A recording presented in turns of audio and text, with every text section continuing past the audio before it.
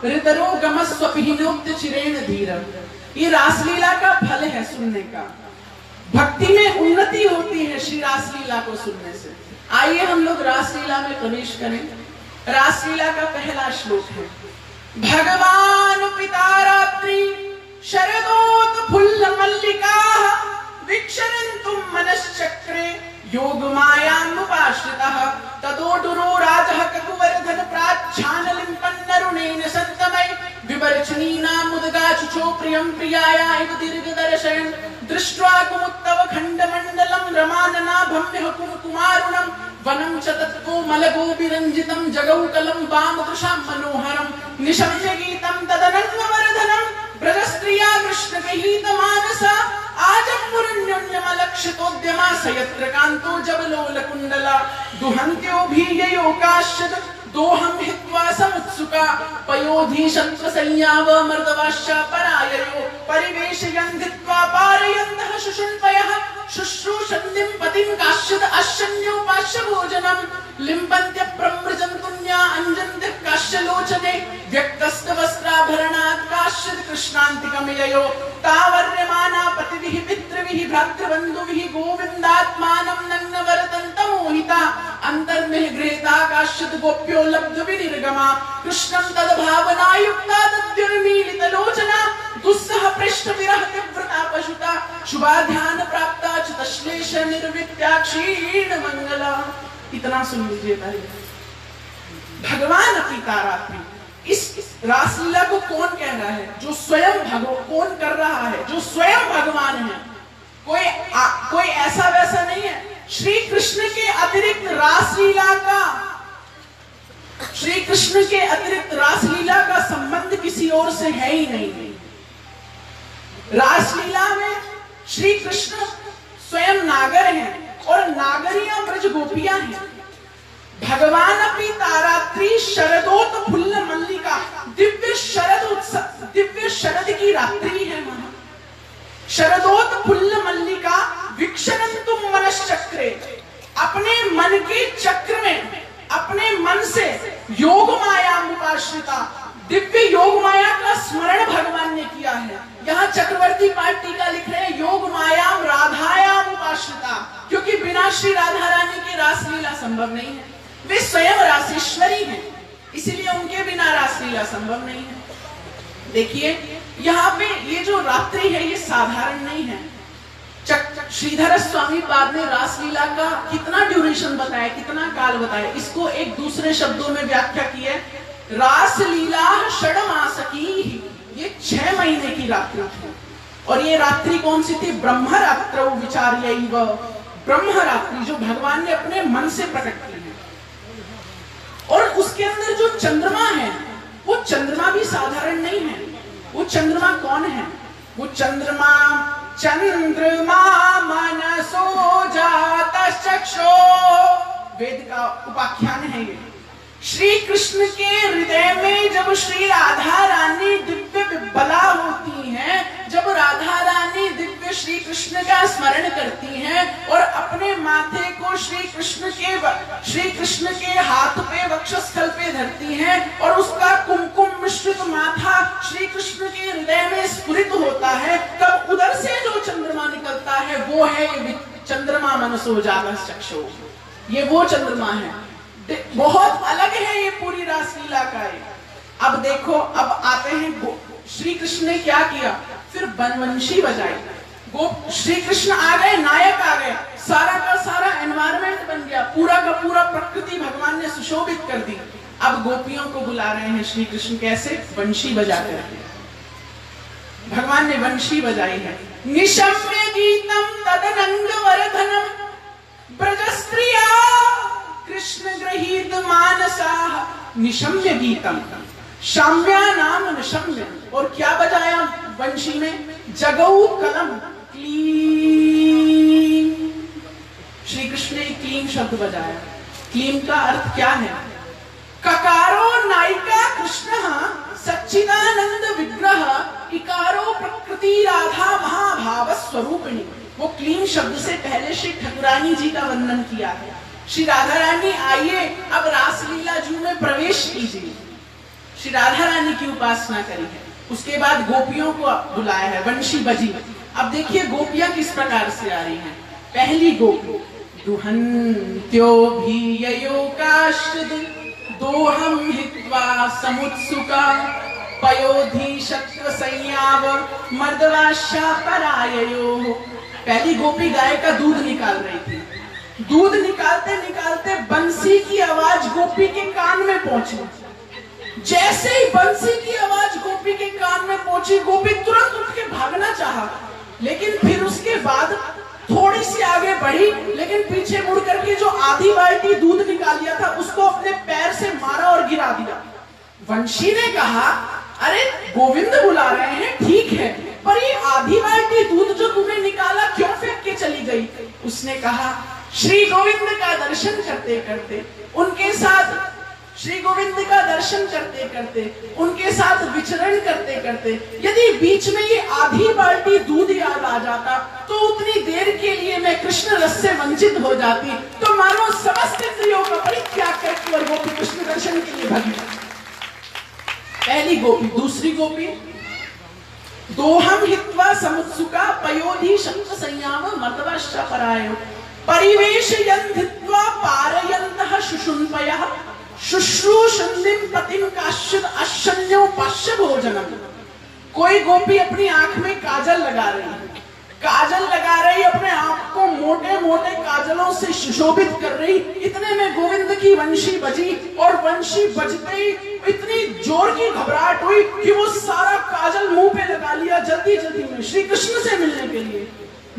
वंशी ने पूछा, अरे तू चल रही है, ठीक है वंशी, भगवान बुला रहे हैं, श्री कृष्ण बुला रहे हैं, पर ये काजल क्यों? उसने कहा, श्री कृष्ण ये नहीं देखते कि कौन काला है कौन गोरा है, कौन मोटा कौन पतला, वो तो केवल ये देखते हैं कि मेरे लिए प्रेम कितना है, मेरे लिए भाव कितना है। इसलिए तू ये सब चक्कर को छोड़। वो वहीं से ही गोपी श्री कृष्ण के लिए चल दी। एक गोपी अस्तप व्यस्त वस्त्रा भरणात काश्चित् कृष्णांति गमेयो। एक गोपी जब वंशी पहुंची उसके पास तो गोपी अपना श्रृंगार कर रही थी। इतनी ज्यादा वंशी के सुनते ही ऐसी उतावली भई श्री कृष्ण के लिए कि तुरंत ऊपर की चीज नीचे पहन ली, अपने कंठ में हार को नूपुर बना लिया, नूपुर को दो जोड़ करके कंठ का हार बना लिया, अंगूठी को पैर के बिछुआ बना लिए, बिछुए को अंगूठी बना ली और तुरंत वस्त्राभरणात् अस्तप व्यस्त वस्त्रों को करके भगी। श्री कृष्ण का प्रेम है ये, गोपी जैसा प्रेम। देखो गोपी का जो प्रेम है वो सर्वोत्तम प्रेम है। नारद जी कहते हैं भक्तों में शिरोमणि है गोपी, इसीलिए भगी। भागने के बाद श्री कृष्ण के पास सभी पहुंचे हैं। देखो यहाँ पे एक बात सुनो, ये सब चल दी तो यहाँ पे कथा कौन सुना रहा है? शुकदेव जी परीक्षित को कथा सुना रहे हैं।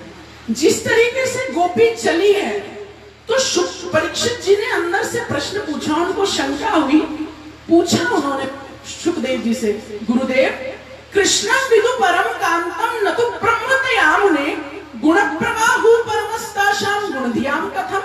अरे ये गोपी तो भगवान को कांत मान रही है, अपना पति मान रही है, ये तो ब्रह्म है, ब्रह्म तो मान नहीं रही है। शुकदेव जी को एकदम से धक्का लगा, क्या मैं सच्ची में अधिकारी पुरुष को सुना रहा हूं?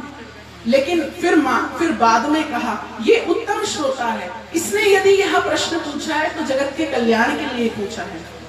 शुकदेव जी ने इसका समाधान किया, उत्तम पुरस्तादेतत्ते चैत्य सिद्ध्यं यथागतः दुषण ऋषिकेश किमतासु जनप्रिया निर्णाम निःश्रेयसार्थाय भगवते नृपा अव्ययस्य प्रमेयस्य निर्गुणस्य गुणात्मनः कामं क्रोधं भयं स्नेहं ऐक्यं सौहृदमेव च नित्यं विरो विदितो तान्त्रितन्मय तान्हितेन चैत्यं विश्वयत्कार्या भक्ता भगवत्यजे योगेश्वरेण कृष्णेन यत एव तत् विमुच्यते तादृष्टान्तिक मायाया भगवान ब्रजयोषिता अब तद वदतां श्रेष्ठो वाचुतेशे निहायते। भगवान ने, शुकदेव जी ने कहा, अरे ये तो फिर भी अपना पति मान रही है, कैसा भी संबंध भगवान से कर लो। शिशुपाल था, उसने दुश्मनी का संबंध श्री कृष्ण से किया, लेकिन शिशुपाल को भी परम गति की प्राप्ति हुई। कैसे भी काम से भगवान को भजो, क्रोध से, कामम क्रोधम भयम स्नेहम, भय से भजो, प्रेम से भजो, ऐक्यम मतलब संबंधम, कैसे भी भजो, पर प्रभु का स्मरण करो, भगवान के साथ संबंध बनाओ। भगवान के साथ संबंध बनाने से भक्ति बढ़ेगी। ये सिखाती है हमें यहाँ पर ये लीला। गोपियां आई, आने के बाद भगवान का पहला रास हुआ। रास भगवान ने रास किया है। रासलीला का वर्णन करते हुए श्री हमारे ब्रज के संत गाते हैं, दुई दुई गोपी बिच बिच माधव। एक गोपी इधर है, एक गोपी इधर है, बीच में श्री गोविंद, बीच में श्री गोविंद। अब भगवान नृत्य कर रहे हैं गोपियों के साथ, लेकिन नृत्य करते करते गोपियों के मन में आया कि हम कितनी सौभाग्यशाली हैं, कितनी बड़ी सौभाग्यशाली हैं कि त्रिभुवनपति श्री कृष्ण जो है वो हमारे साथ नृत्य कर रहे हैं। उनके मन में यह मद हो गया। तो भगवान ने क्या किया, भगवान रासलीला के मध्य में अंतर ध्यान हो गए। अंतर्हिते भगवते सहसे प्रजंगना अतप्य संचाणक्षा करण्या इवयूथपम। भगवान बीच में अंतर ध्यान हो गए। अंतर ध्यान हो गए तो गोपियों की हालत खराब हो गई। कभी तुलसी जी से पूछ रही है, कच्चित तुलसी कल्याणी गोविंद चरण प्रिय सहित वाले कुलई विभ्रत दुष्टः केन प्रियच्युता। बता तुलसी गोविंद गए कहाँ है? तेरे तो चरणों पे तू चढ़ती है गोविंद के, बता कहाँ गए हैं। कभी किसी से पूछ रही है, हे खग मृग हे मधुकर श्रेणी तुम देखी सीता मृग नैनी। जैसे राम जी पूछ रहे हैं वो वहां, विरही विकल नर इव रघुराई खोजत विपिन फिरहि दऊ भाई। वहां पे पूछ रही है गोपी, कहाँ है, कहाँ है, कहाँ है। इतनी देर में श्री कृष्ण राधा जी को लेकर के अंतर ध्यान हो गए हैं। पर राधा जी को विरह चाहिए था, गोपियों को श्री कृष्ण का दर्शन कराना था। देखो किसी में क्षमता नहीं है कि श्री कृष्ण का दर्शन करा दे, श्री कृष्ण को मिला दे। केवल और केवल हमारी राधा रानी में ही क्षमता है कि ठाकुर जी से प्रेम करा दे। इसीलिए तो गाते हैं ना ब्रज के संत, राधे राधे बोल श्याम भाजे चले आएंगे, राधे राधे बोल श्याम भाजे चले आएंगे, राधे राधे बोल श्याम भाजे चले आएंगे, राधे राधे बोल श्याम भाजे चले आएंगे। अरे एक बार आ गए फिर कबहू नहीं जाएंगे, एक बार आ गए फिर कबहू नहीं जाएंगे। राधे राधे बोल श्याम भाजे चले आएंगे, राधे राधे बोल श्याम भाजे चले आएंगे। श्री राधा रानी को भी भगवान ने उसी समय छोड़ दिया, पर इसमें राधा रानी की ही इच्छा थी, गोपियों को श्री कृष्ण का दर्शन कराना था। सभी गोपियों ने मिलकर के श्री गोपी गीत का पाठ किया है। गोपी गीत में 21 श्लोक हैं। संभवतः सभी को गोपी गीत का पाठ अवश्य दिन में एक बार करना चाहिए। जो गोपी गीत का नित्य प्रति पाठ करता है उसको एक ना एक दिन श्री कृष्ण मिलते ही हैं। मैं थोड़ा संक्षिप्त में गोपी गीत कह देता हूँ। जयति वेदिकम जन्मना ब्रज श्रयत इंदिरा शश्वदग्रही दयित दृश्यतां दिक्षुतावका त्वयिता सब स्वान्ति चिन्वते शरदुदासये साधुजात सरस जोदरा श्री मुषादृशा सुरतनाथ थे शुल्कदासिका वर्त निग्नतो नेह किंबदा। ये आगे चलकर जैसे ही अंतिम श्लोक गाया, गोपियां इतनी विफल हो गई कि ठाकुर जी कहाँ हैं आप, ठाकुर जी कहाँ हैं आप, ठाकुर जी कहाँ हैं आप। और अंतिम में भगवान ने गोपी गीत का सुना पाठ, गोपी गीत को सुना, ठाकुर जी रीझ गए और इतनी ही देर में ठाकुर जी उस गोपियों के मध्य में प्रकट हो गए। बोलिए रास बिहारी भगवान की इति विप्रेण माकन्या गोप्यो गोविंद भाषितम विषन्ना भक्त संकल्पाश चिंता मा परिदुरत्यया। भगवान उनके बीच में आए हैं मनमथ स्वरूप से। मनस्वी मथनाति मनमथ तस्य मनम मथनाति मनमथ मनमथ। जो काम के मन को मथ दे उसे श्री कृष्ण कहते हैं। लेकिन जो श्री कृष्ण के मन को भी मत दे उसे मनमथ मनमथ मनमथ मनमथ श्री राधा रानी कहते हैं। जो श्री राधा रानी को कहते हैं मदन, भगवान को कहते हैं मदन मोहन, राधा रानी को कहते हैं मदन मोहन मोहिनी। इसमें काम पर विजय प्राप्त करने के लिए काम का युद्ध है ये रासलीला श्री कृष्ण से। उसके बाद भगवान आते हैं, आने के बाद भगवान से पुनः गोपियां मिलती हैं और फिर उसके बाद रासलीला होती है। पादन्यासै भुजति सुस्मितै भ्रूविलासै भज्जन्मध्ये चलकुटपटै कुण्डलै गण्डलोलै सत्यन्मुख्य कमररसना ग्रन्थय कृष्णबद्धो गायन्तस्तै तडितैवता मेघचक्रे विरेजु। भगवान का दिव्य रास हुआ गोपियों के साथ। दुई दुई गोपी बिच बिच माधव, दुई दुई गोपी बिच बिच माधव। भगवान का दिव्य रासलीला हुई। अंगना मंगना अंतरे नंदना माधवो माधवम चांतरे नंगना इत्यमा कल्पिते मंडले मध्यगा रात्रि को वेणुर देवकी नंदना। श्री रास बिहारी भगवान और रासेश्वरी श्री राधा रानी, इन दोनों के चरणों में बार बार प्रणाम करके, जो थोड़ा सा समय था बहुत जल्दी रासलीला खींची है। इन्हीं सभी शब्दों के साथ बार बार श्री गुरुदेव को प्रणाम करते हुए, बार बार आप समस्त को प्रणाम करते हुए वाणी को विराम। बोलिए श्री रास बिहारी भगवान की जय।